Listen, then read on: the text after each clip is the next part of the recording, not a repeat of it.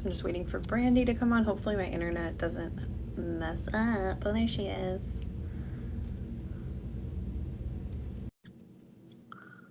Boop. Hi, hi. Hey, hey. Hey, hey. Hopefully my internet doesn't fuck up today. It's all good. It's all good. All right. So are we just doing a redo of our introduction since I got... Kinda. Yeah, I think that would be good.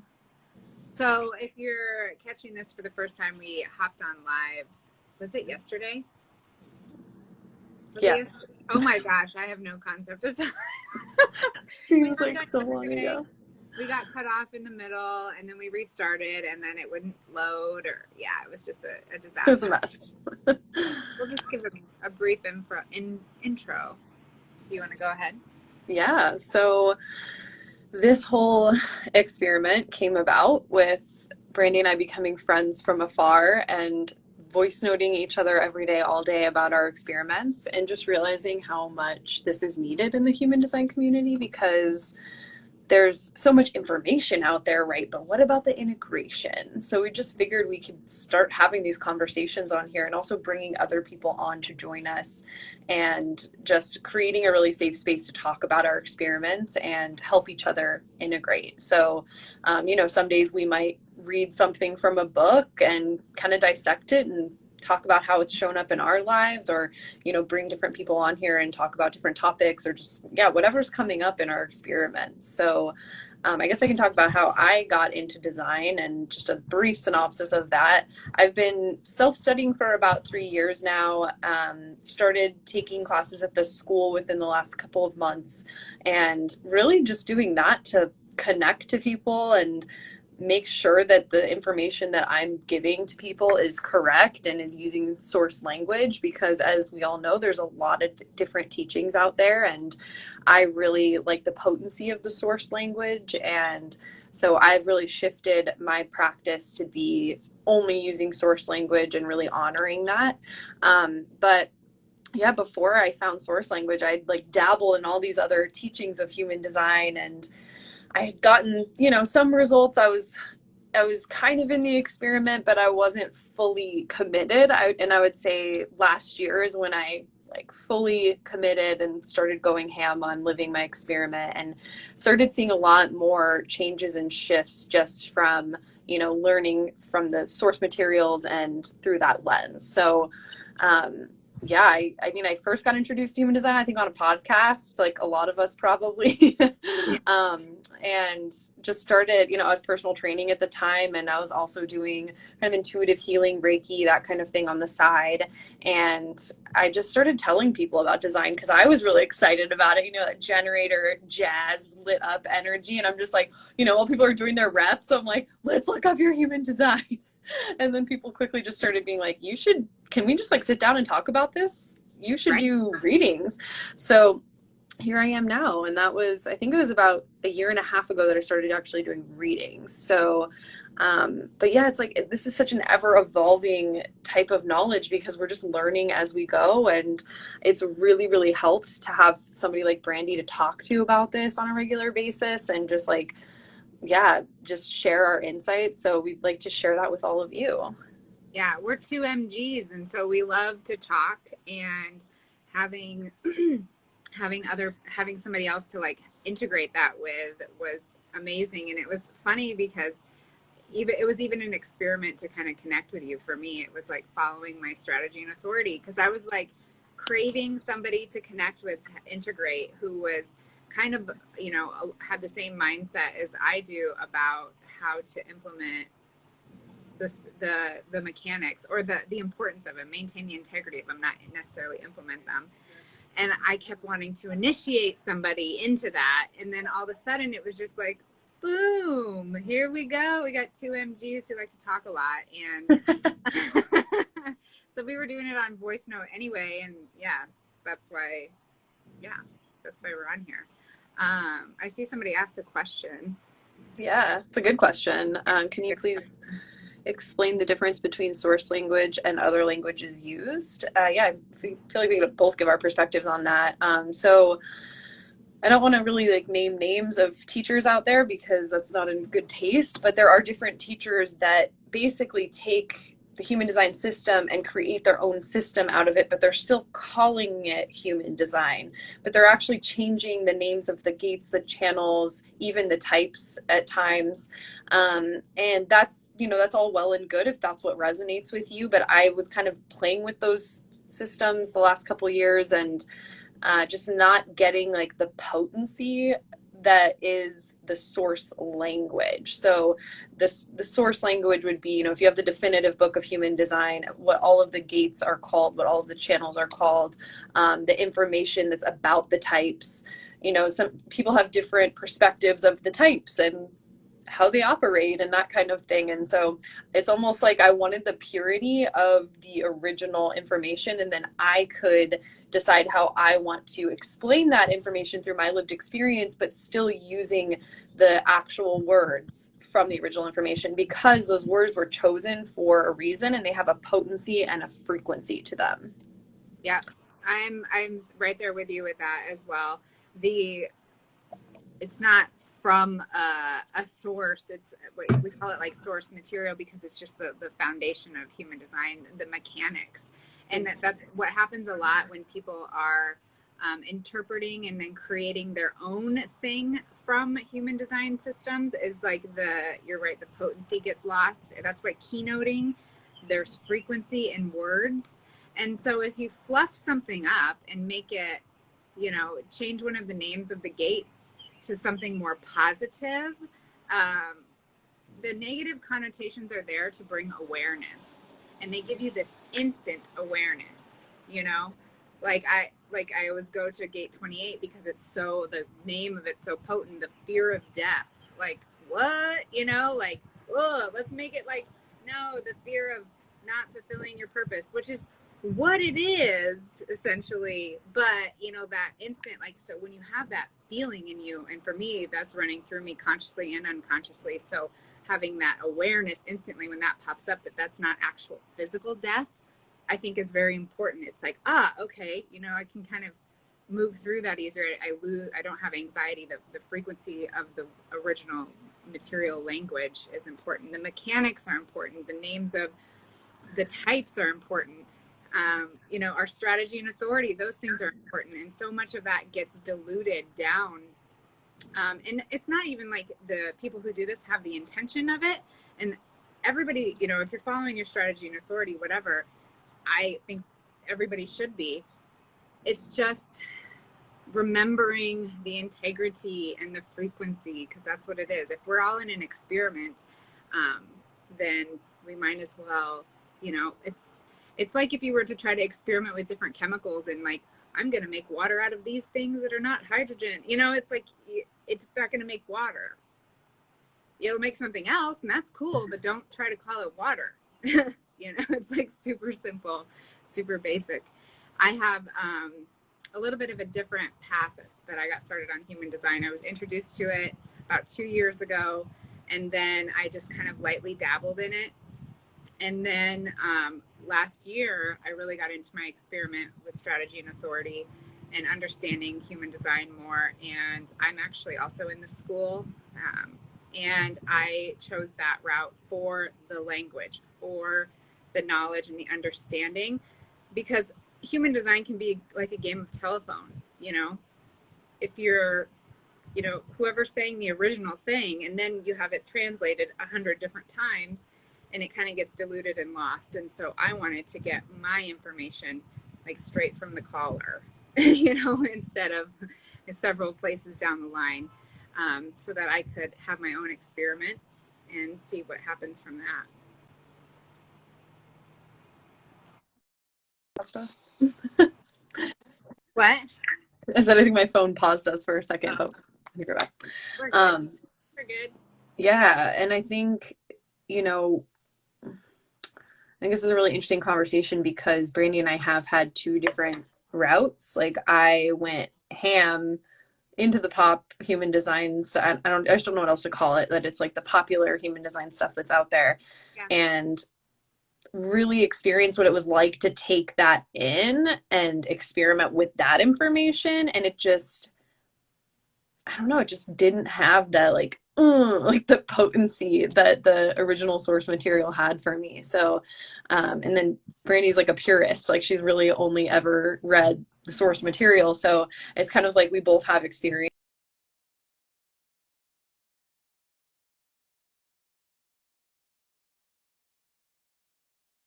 Oh, am I back? Yeah. Okay.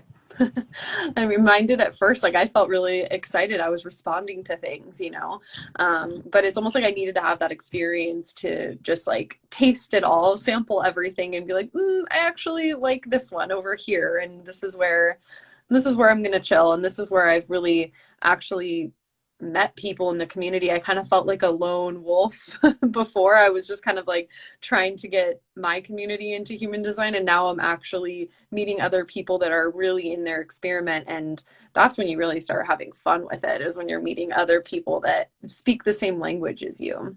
Oh yeah. Oh yeah. And it's interesting because a lot of conversation in the human design community, like on whether it's like pop culture human design or, you know, source material, like each side will say one thing, like it can be limiting. And in my experiment, I have seen, when I see some of the more pop culture things, and if it's about a type or something, it feels limiting sometimes to me. Like I see a lot of the way that people are like translating human design for their audiences and in kind of making it more positive sounding. It almost feels limiting, like rules or something. There's no rules in human design. It's your design, it's your experiment. um, but I did notice, and I think that's what kind of like it took me a while to get into really understanding human design, because everything I was seeing on Instagram was really, it just didn't feel right to me. It wasn't like in resonance, but a lot of it was like pop human design. And then it wasn't until some of the people that I looked up to, like some mentors, shift their perspective back to like source material, and then it was like a permission slip. I was like, oh, okay, I'm not the only one who's looking at Jovian Archive for information. I was kind of feeling like nobody was talking about where they were getting their stuff from. Everybody was creating their own stuff. And I was like, but where's the stuff that you're getting your stuff from? Like, that's where I want to go. And then I'm not here to recreate a system. I'm just here to share about it and to, bring people closer to their own essence of them. And through that, for me, original material, original language has been monumental in my experiment.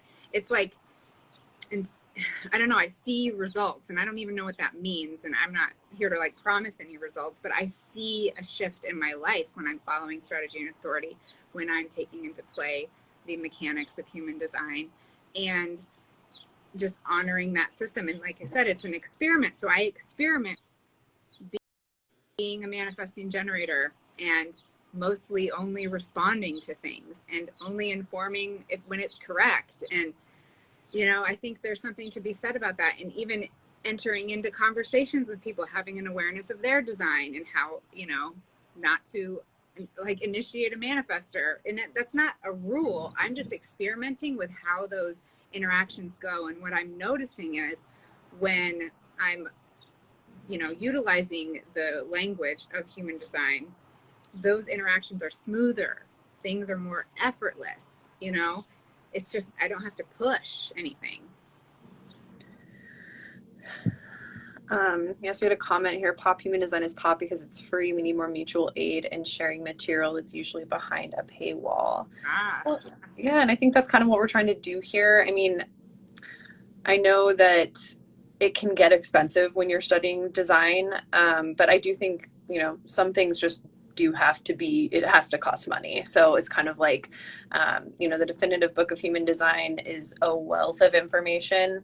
You can also go to scribed.com and there's tons. It's like $10 a month, but you get your first month free, and you can just go download everything that's on there. There's tons of information on there. So there's definitely ways to find information that might be normally behind a paywall. But yeah, I mean, you can, like, here's the thing, your whole first year of your design could just be strategy and authority, and you could get that information for free off the internet, right? But I think it's having people actually like integrate strategy and authority, and that's something that Brandy and I are really passionate about, is like getting down to the basics, understanding that the more advanced stuff about human design is fun to learn, it's cool, our minds love it, but at the same time, what it's really coming down to is being in our bodies and actually experimenting with strategy and authority. And I think, you know, at least for my whole first year, I was like, I didn't really understand it because I didn't have a lot of people in my life that were talking about this. I really had nobody. So I was just doing this on my own. So I think helping people with that strategy and authority and just being like, what does this look like? And, you know, bring other types on here so they can talk about their experience with that. I think that's going to be really impactful. Well, and even, I mean, it even can break it down to following your strategy and authority when you're looking for information, because if this gets kind of advanced, but if it's on your fractal to get that information, the cost won't be a barrier when you get there, you know. And that's not to say that you're going to like manifest money and all that. That's a whole nother human design coffee talk that we will have. It's a whole other thing. We will do that when I'm not fully in the channel of emoting.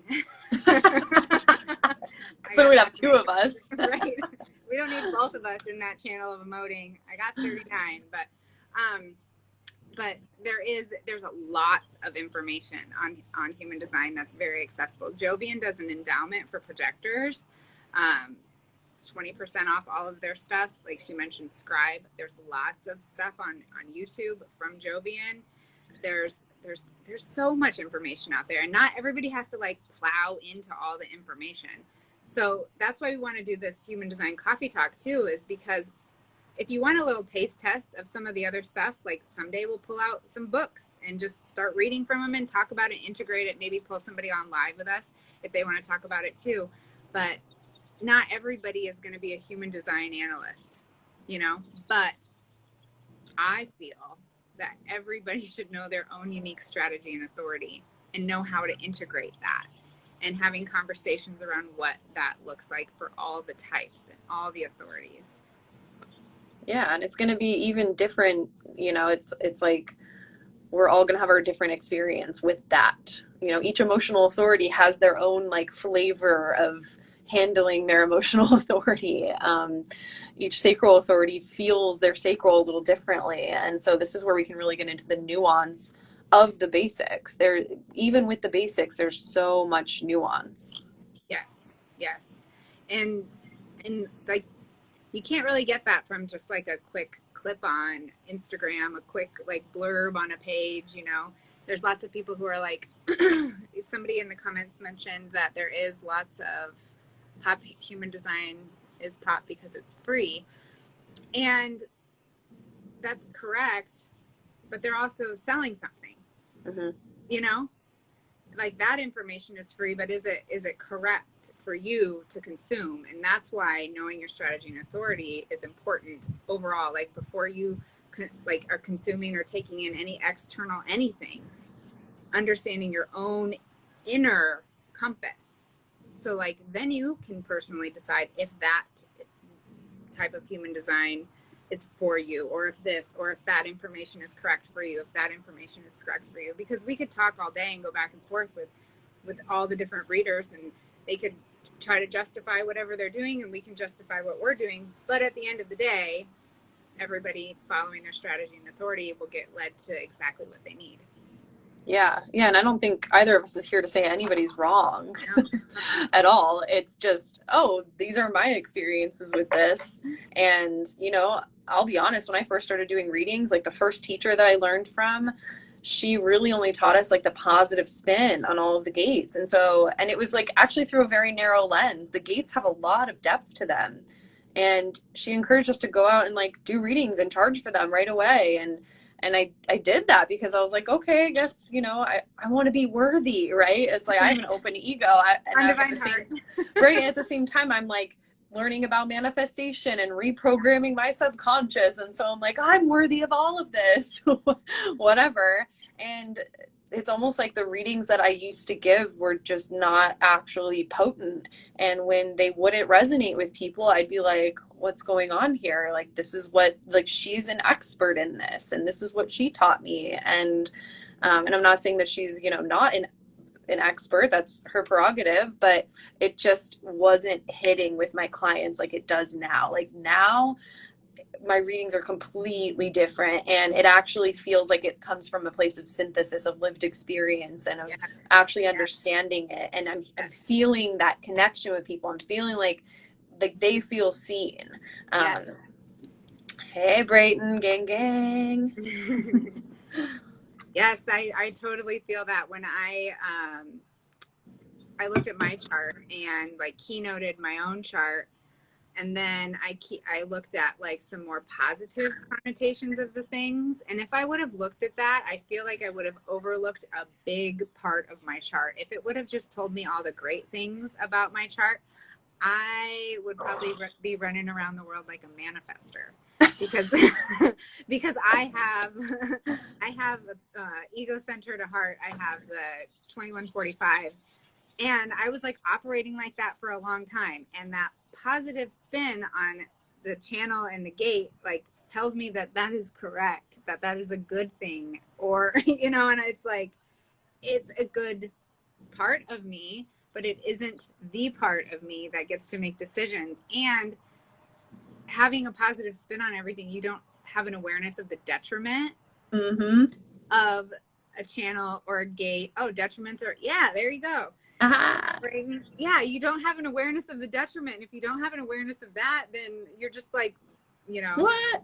Yeah, I don't know. And then here's what gets me is people will think, they're like, well, I tried the human design thing. It wasn't for me. I didn't see anything. I didn't notice anything.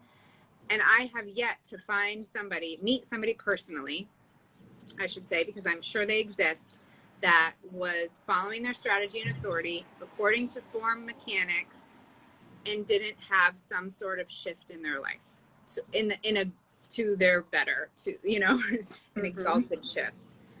So, yeah. Yeah, I mean, I actually had one of the pop human design teachers I learned from say that detriments were old school and we could just ignore them and there was no point to them anymore. So, do you see how damaging that can be? It's like, like when I actually got a foundation reading by an analyst that had been professionally trained, and not saying you need to be, like, you can be self-taught from the source material and be just as good as a professionally trained analyst, but it just like the source language and learning about my detriments and having the awareness of them, and also not feeling like I need to change them necessarily, just having the awareness of them. It's like, that's kind of like the way that it was painted from some pop teachers is like, this is when you're a low vibration, like this is the way. And that's like truly what I believed. I believed that if that energy was coming out of me in that way, then I was low vibrational. But it's actually just like, I have the channel of stubbornness. I'm just gonna be stubborn and it's fine. Like, well, if you're in a low vibration, then what that makes me feel like is I have to do something to get out of that. And then you don't know what you're doing. So you're looking for some external source to get out of the low vibration. And it just is like, you're still looking outside of yourself. Yeah. Ugh. Yeah. The detriments in my chart were like wrecking my health. Right. And if I didn't have an awareness of the detriment of the channels, what? Like, it was very pivotal for me to understand the correct mechanics of human design for my health. And like, I could talk about that. Yeah, I think that's really what this comes down to also, is like strategy and authority will keep you healthy. And what I mean by that is it's not just like just following strategy and authority. Of course, that's going to have an impact on your health because it's better for your body, but your strategy and authority will lead you to the correct teachers, to the correct doctors, to the correct whatever it is that you need. It's not just like following the strategy and authority and you're going to be like the epitome of health, but there's a lot of depth to the information that I haven't even touched on for my own learning, that like I think Brayton told me that PHS teachers or analysts study for like 7 years or Yeah. something. Yeah. Like that's a lot of learning and lived experience, and that's like getting a PhD in something. Like, Right. Yeah. And I think it's important that you brought up that strategy and authority is the way that you just spoke about it, because it's not like following strategy and authority just makes everything fine, and like you're all of a sudden, boom, you're healthy and boom, you have the life you want and all of that. Ugh, no, it doesn't do that. But what you said is it leads you to exactly what you would need in any situation. It's just like, then if somebody recommends a supplement, you can check in with your own authority to see if you need it, not like based on their result with the supplement. You know what's for you. Maybe you're a generator, it gets brought into your aura. Ooh, let me respond to this. Oh, that's a no. You know, that's mhm. how it works. And so it's not a magic tool, but it's a vital tool for everybody to understand. I mean, Like, I've Yeah, I mean, I have an example of this right now with the pro-metabolic eating. uh-huh. Like a few weeks ago, I was telling Brandy I was having issues like with my hormones, and I've tried all these different things, and she's like, "Oh, well, this is what I did." It was like, boom, I could respond to it, but I'm emotional, so I actually didn't take any action for like 2 weeks because I think that changing the way you eat is actually kind of a big deal, right? And it can be stressful for the body to just like change everything, and so I started kind of like looking into it more, doing more research, seeing how my solar plexus felt with that, just like letting it evolve. And then it was like clear all of a sudden one day I was like, cool, I need to start experimenting with this, and I need to Uh-huh.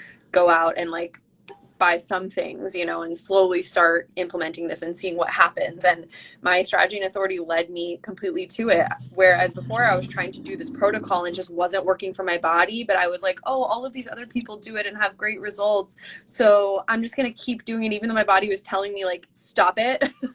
My mind was like, no, no, no. Everybody else has had results with this. Just keep doing it. Just try harder. And then it was just like strategy and authority came in, boom. And now I'm switching gears and feeling way better already. And I haven't Yeah. even been experimenting with it for that long. So, yeah. It was really cool because you had texted me, you're like, I was listening to this dude's podcast. And even with strategy and authority, it took you to the most radical, like, source material of that way of eating.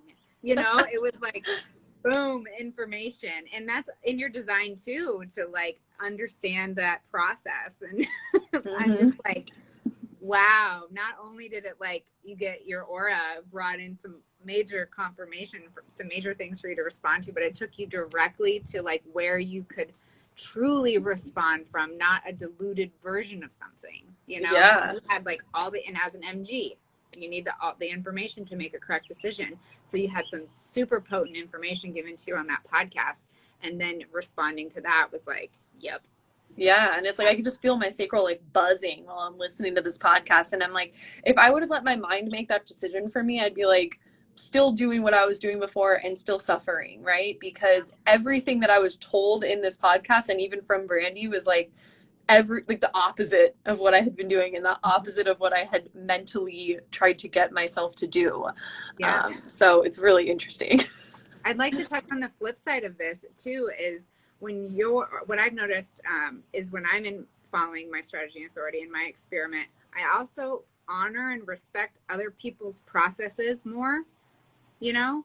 And I used to be, so with that manifested channel, I have it like, here's some information, let me shove it down your throat as hard as it came out of mine, it was like aggressive, right? It was Aggressive. aggressive. We'll just say that.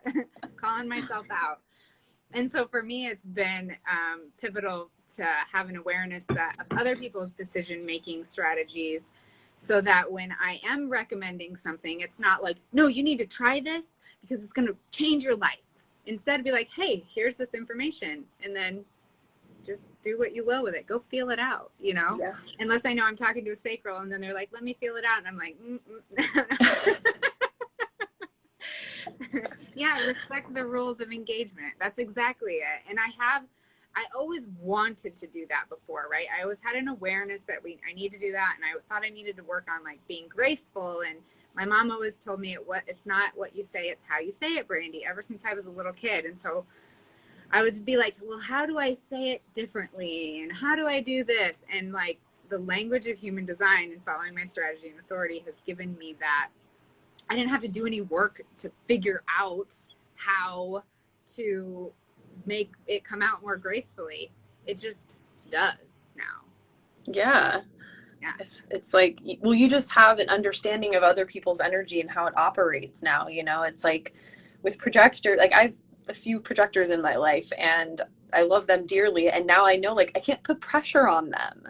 Like the projectors hate when you're putting pressure on them, like, do you want to come do this? It's like they don't have a sacral, they can't respond to that. And just having that awareness, I'm already realizing how much smoother like my relationships, like with my mom, she's a projector, and I know how to make her feel recognized and have it come from a really genuine place. And it's like my whole childhood with my mom started to make sense, like just understanding how she's a projector now. And it's just it's really interesting, especially in group settings when you know what people's designs are. You're like, I'm fascinated to watch. Like my whole family is generators except for my mom, and whenever we're having a group engagement and we're all like swimming or something, I notice she has to go inside like every like 20 minutes or something. She just has to like go away from us because it's just the generator energy is too much for her. And before, maybe I would have taken that personally, or somebody else in the group would have taken it personally. But I'm always the one to point it out now too. Like, no, she just needs her time alone. She needs to go decompress. Like, don't bother her, So it's just fun. Once you start experimenting, not only are you respecting yourself more and your own inner compass, you're respecting everybody else's energy and how they operate. Yeah. Yeah. And that for me, yeah, like I said, I spent so much time trying to figure out how to do that. I'm like, I'm a human, I should know how to do that. And it just wasn't, there was just something that was disconnected. And so it's been reconnected within me. And my husband appreciates it because he's a projector with 7 open centers, right? Like, I'm like, be with me and let's do this. And he has a defined heart. So he'd be like, I'm going to do it. And then he'd like die, near death all the time, like exhaustion. And I'm like, I don't get it. Why don't you have a zest for life? Or how he was never like as excited or joyful as I am. And I'm like, oh yeah, you're never going to be as joyful. I can't, my expectations of how other people should feel about things, or their emotions, their feelings, not really emotions. Let's talk, they're kind of separate. So how they should feel about things was never going to be as high as mine, unless he's in a good high. But even his high can't even touch the amount of joy that I feel. And I'm like, what's wrong with you? Go do some like inner work, like old me would be like, maybe you should journal about that or like go to a men's group and like find some joy. And I'm like, oh no, he's not gonna have joy like me. That's okay. Yeah. It's just a different expression, right? It's like he might still be able to feel that joy, but it's just not going to be expressed the way that we do, where we're like squealing and like bouncing up and like. Well, and honoring the process of like his emotional wave. And that was new for me. I never could understand why. I'd be like, I know that this is the car that you are going to buy. Like, I don't understand why you don't just buy it right now. And he would like, it took him like 6 months to pick out a new car. And I told him right away that he was going to have the Subaru Ascent. And I was like, I could feel it. I know that's the one. Like, just get it. I can feel it. It took him as feeling cognition. Also, he just took forever. And then he got a Subaru Ascent. And I was like, finally, I feel like I live in the future. But now I don't put that pressure on him. I'm just like, yeah, whatever, whenever you figure that out or feel that out, it's whatever. And then he feels good about it. He doesn't feel pressured. And then he feels like he makes the decision instead of me making the decision. Mm-hmm. So many things. Yeah, I like how Brayton said it's success for us. So yeah, projectors, like their version of what we consider joy would be like feeling that success. And they could not express that success in such an outward way. It could be just a really chill feeling that they're feeling of like, yeah, Yeah, but it's like not wrong, you I know? know. It's just different and it's Yeah. fun. Yeah. Yes. So we won't keep this too long, but welcome to This is what Teresa and I do every day on voice notes, on our phones, on text messaging. And yeah, we're just really excited to share this with you guys, and have you guys on. So if we will cordially invite projectors with intention. But if there's any of you generators on here that want to respond, you can hop in our DMs. If you have a topic you want to talk about, anything that you want to dissect, whether it be from a lecture, whatever, we can talk about anything, something that's going on in your experiment, anything that you'd like to share with people that you just want them to know, hop in our DMs, let us know, and we can invite you on. We'll probably do this 3 to 5 times a week. We'll see how Teresa feels. It's all dependent on my wave. So All dependent on the wave. The wave just rules all. You guys know that in our link in the bio, there's a survey. So Talus is, he's on Facebook, Fred Woe. You can search him. And I can also drop his name in the comments here so you get, after this goes onto the page. But he's doing a survey about the amount of energy that the sacrals and non-sacrals have. So I have both of the surveys in our link in the bio. He's a 1-3 mental projector. He's collecting lots of information. It's really important for us so we have a better understanding, because even within the generator types, like there's specific questions if you have 3420, and if you don't have that one, if you're man-gen without that. So it's just really helpful for the human design community so we can understand each other, because there's lots of human design community projects that are on the up and up. And as these projects are getting built, they're taking into consideration everybody's energy. And yeah, I think it's amazing. And so his goal is to get 500 people to do the survey. So if you have, it takes 2 minutes. You can go to our link in the bio and click on if you are a sacral or a non-sacral. Yes, yes. Yeah, I'm really looking forward to getting this started. And yeah, I'm just kind of looking at this as like an open conversation type of place. Like imagine that we're all just having coffee together and it's just like, yep, let's meet up and have coffee and discuss our experiments or whatever beverage of choice, you know. It's like today, water talk today. I'm drinking eggnog. Oh. Our grocery store is selling eggnog for probably like Christmas in July, and I'm here for it. Yeah. I used to tell myself not to have eggnog because of sugar and all this stuff, and then I realized that my body would thrust itself towards the eggnog, and I'm like, okay. And then my mind would be like, that is terrible for you, don't do that. And so I'm gonna go with the body on this one, on everything now. On literally everything. Hot drinks for hot thirst, yes. Yeah, there you go. Love it. Yeah, and that's other stuff we can talk about too. We can talk about all the things. I mean, all the things. Everything. My mind just was like everything. Yeah, everything. Yeah. And when we talk about cognition too, I'd like to have different people with different cognitions on and share about their experience, because Teresa and I are both feeling. So we have a similar feels on all the feels, and so I'd like to get some other perspectives and hear about other people in their experiment with their cognition. Don't threaten me with a good time. Oh, we were just talking about you earlier, Brain. We're like talking about things that we would like to discuss with you on here. Yeah. Number one, I would say, is demystifying some spiritual notions out there and getting your hot take on those.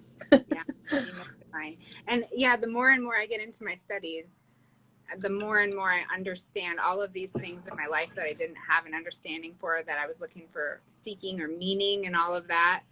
It's like right there in the chart, you know, like even I was looking at Line Companion and what was it, 26/6?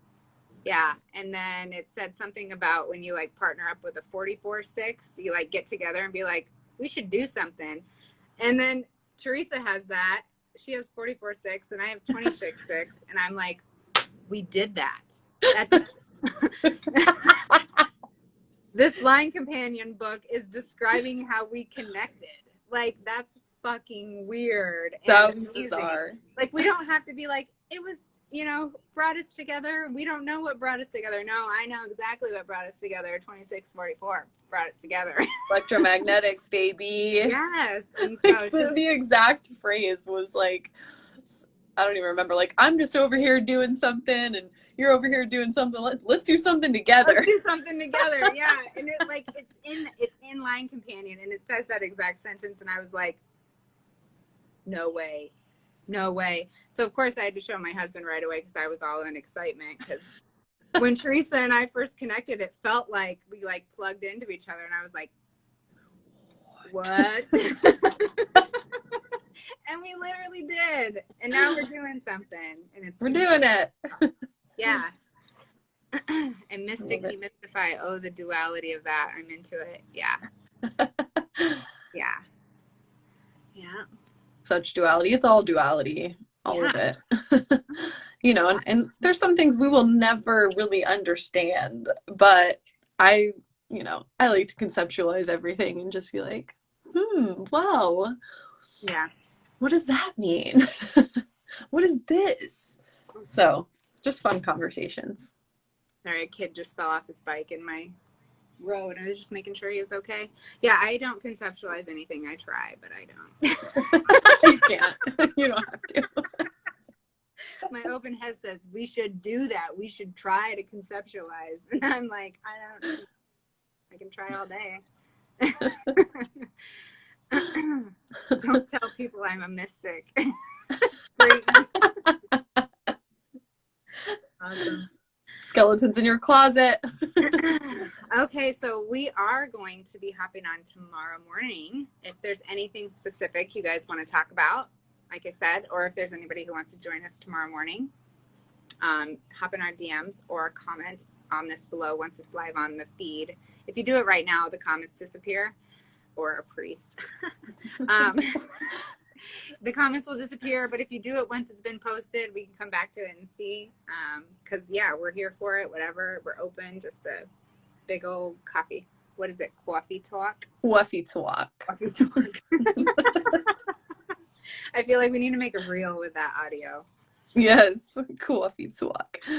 If you're in the mood, yes. It's going to be at, what, 7:30? 7:30 Pacific time, 9:30 Central. So if anybody's up at that time, if not, you'll get the recording later. Splenic projector hopping off last minute. Yep, we're about to go, but we'll be back a lot. We'll be back. And Bye. awesome. Thanks, guys.